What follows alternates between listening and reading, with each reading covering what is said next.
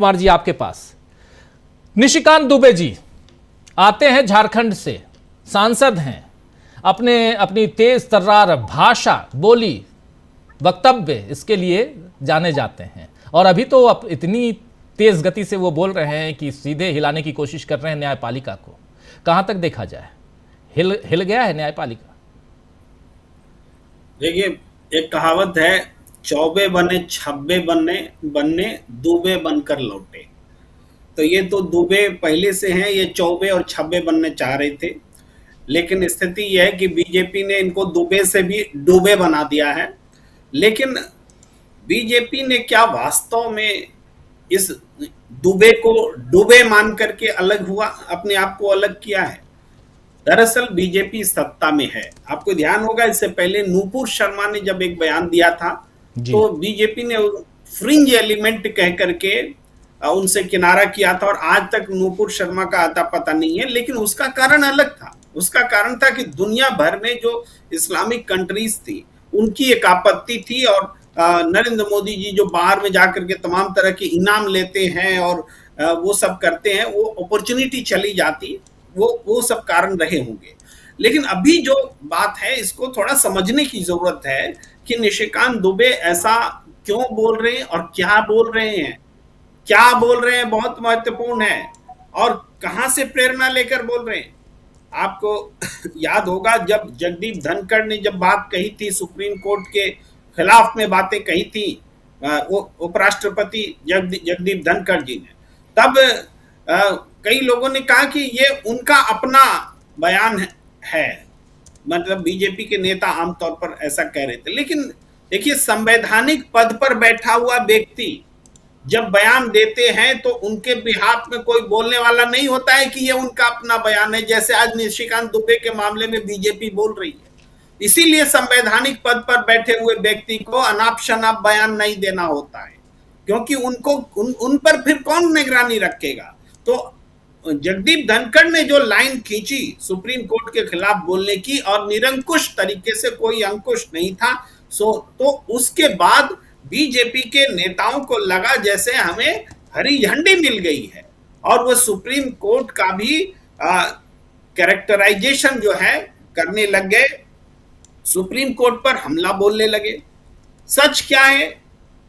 सच ये है कि बीते दौर में सुप्रीम कोर्ट की गरिमा को गिराने का काम भारतीय जनता पार्टी और स्वयं नरेंद्र मोदी जी ने किया है। इस बात को वहां से शुरू करना चाहिए, जब पहली दफा बतौर प्रधानमंत्री और चीफ जस्टिस ऑफ इंडिया रहे रंजन गोगोई जी के साथ में एकांत मुलाकात हुई थी। ये भारत की में जो परंपरा है, उस परंपरा को तोड़ने वाला दृष्टांत था। कभी भी हेड ऑफ द एग्जीक्यूटिव जो है सरकार का मुखिया, वो कभी हेड ऑफ द जुडिशियरी से एकांत में मिले, ऐसी कोई परंपरा नहीं है। और उस परंपरा के गंभीर परिणाम निकलेंगे।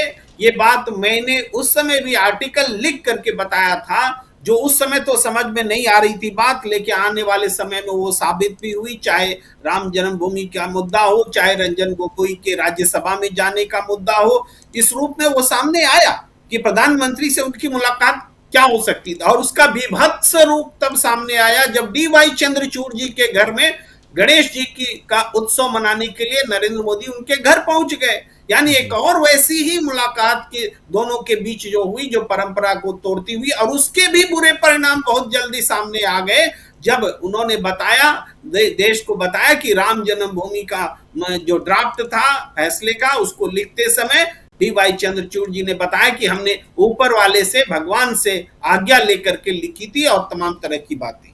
और इस बीच जितने भी जुडिशियरी में DY Chandrachud model of justice सामने आया, जिसमें हमने बार बार कहा है, इसको परिभाषित किया है कि ये एक अलग किस्म का मॉडल था, जिसमें ये तो चिन्हित कर लिया जाता था कि गुनाह हुआ है, गुनाहगार कौन है वो भी चिन्हित कर लिया जाता था, लेकिन उसको सजा नहीं दी जाती थी। उसका पूरा एक सीरीज है, चाहे चंडीगढ़ का चुनाव हो, चाहे महाराष्ट्र का मामला हो, चाहे इलेक्टोरल बॉन्ड का मामला हो, सब में ये टेंडेंसी दिखा, और सब में DY चंद्रचूड़ मौजूद थे।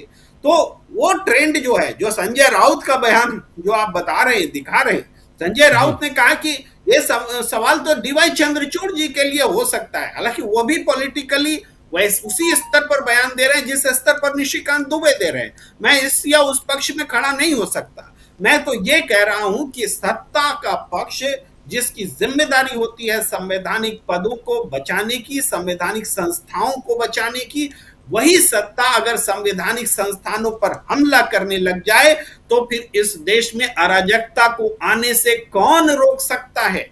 कल को अगर जुडिशियरी सत्ता के खिलाफ बयान देगी तो आप उसको देश के खिलाफ बोल देंगे। कल को चुनाव आयोग अगर सत्ता के खिलाफ में कोई डिसीजन देगा तो उसको आप नहीं मानेंगे। तो नहीं मानने वाली जो प्रवृत्ति बीजेपी के ने रखी है सत्ता में रहते हुए, ये ऐसा खराब दृष्टांत है जो कि आप रोक नहीं सकेंगे अगर दूसरी ही पार्टी के लोग इसी तरीके से बयान देने लगे। और कोई भी अपने मन मुताबिक जुडिशियरी को नहीं मानने के लिए या संवैधानिक संस्थानों को नहीं मानने के लिए स्वतंत्र हो जाएगा निर्णय लेने के लिए, तो आप कर क्या रहे हैं? आप मोदी सरकार में अराजकता को बढ़ावा देने का काम कर रहे हैं। और जेपी नड्डा जी बयान दे रहे हैं कि हमारा उससे कोई संबंध नहीं है, आपका इस बयान से कोई संबंध नहीं है। तो वो बीजेपी का एक उप मुख्यमंत्री स्तर का आदमी, एक मंत्री स्तर का आदमी, इन लोगों के बयान से कोई लेना देना नहीं, तो इतना बोलना काफी है क्या? क्या कोई डिसिप्लिनरी एक्शन नहीं होगा, कोई चेतावनी नहीं होगा? आपने बंद कमरे में क्या समझाइश दे दी, उससे देश को क्या मतलब है? ये माफी होगी कि नहीं? बड़े लेवल पर माफी होनी चाहिए, सरकार के स्तर पर माफी होनी चाहिए और जेपी नड्डा के स्तर पर भी माफी होनी चाहिए। माफी तो इन्होंने मांगा ही नहीं, खेद भी इन्होंने जताया ही नहीं, सिर्फ कह दिया कि ये बयान इनको नहीं देना चाहिए था, हमारा इससे मतलब नहीं है। ये बयान बीजेपी को क्यों बोलना चाहिए कि हमारा इससे मतलब नहीं है? क्योंकि वो बोल रहे हैं, उनका सरोकार है इसलिए बोल रहे हैं। भाई कांग्रेस पार्टी का व्यक्ति कोई बोले कि निशिकांत दुबे से हमारा कोई मतलब नहीं है, उन्होंने जो बोला वो जिम्मेदार है, तो क्या इसका मतलब रहेगा क्या? ये इसका मतलब इसलिए है क्योंकि बीजेपी के वो नेता हैं, मंत्री रहे हैं, सब कुछ है, उप मुख्यमंत्री रहे हैं, वो सारे बयान हैं। तो बीजेपी को एक एक्शन लेकर के सामने आना चाहिए कि हमारा सिर्फ मतलब नहीं, मेरा व्यक्ति का मामला नहीं। क्या निशिकांत दुबे ने क्या किसी का व्यक्तिगत टिप्पणी की है क्या? ये पूरे संस्थान पर टिप्पणी है, ये व्यक्तिगत बयान कैसे होता? किसी के मियां बीवी बच्चों के बारे में बोल दिया क्या? कि कोई अपने आर्थिक लाभ के लिए बोल दिया क्या? नहीं, ये राजनीतिक बेईमानी है, देश के साथ में धोखा है, संस्थानों को नहीं मानने और तानाशाही को बढ़ाने वाला व्यवहार है, और ये व्यवहार खतरनाक है। देश बांग्लादेश के रास्ते पर चल रहा है, देश निरंकुशता के रास्ते पर चल रहा है, और बांग्लादेश का मतलब होता है जब जनता जवाब में उतर जाए। बिल्कुल बिल्कुल, आप सही कह